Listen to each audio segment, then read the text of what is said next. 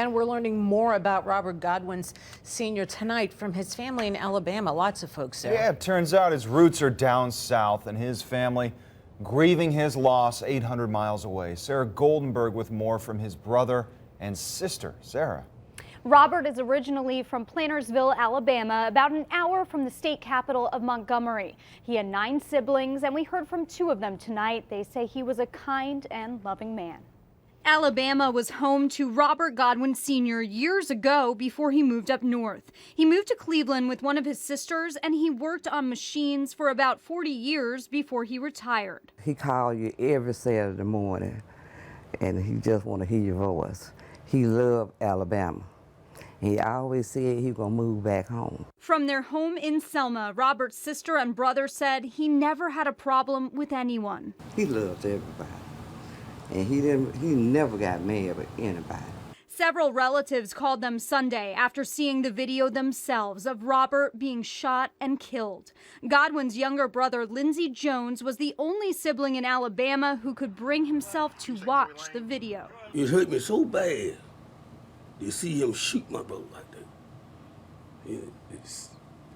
That would hurt me. He says the suspect's death won't bring his brother back, but he is relieved he's not out there threatening other people's lives anymore. It hurt me so much to know that he walked out and killed my brother for nothing. I pray for his family, because his family had nothing to do with what he did. But when he killed my brother, I wanted to kill him. See, when they say he was dead, it's fine with me. Now, Godwin's mother is 89 years old and has Alzheimer's and dementia. His brother and sister say they've started to explain what happened to Robert to her, but as you can imagine, that has been pretty difficult. Lydia and Chris? All right, Sarah, so many people heard, so much misery. All right, the memorial for Mr. Robert Godwin grows much larger every hour that passes, even after the word has spread that Steve Stevens is dead. Yeah, Harry Boomer spoke with the mother of 2 of his sons just moments after learning the manhunt had come to an end.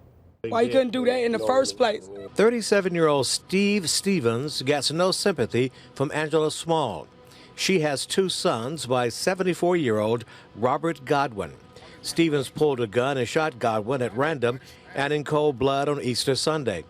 The fact that Stevens killed himself following a brief police chase in Pennsylvania only increases her anger and anguish. That still ain't making me feel no better because he took himself out like a coward.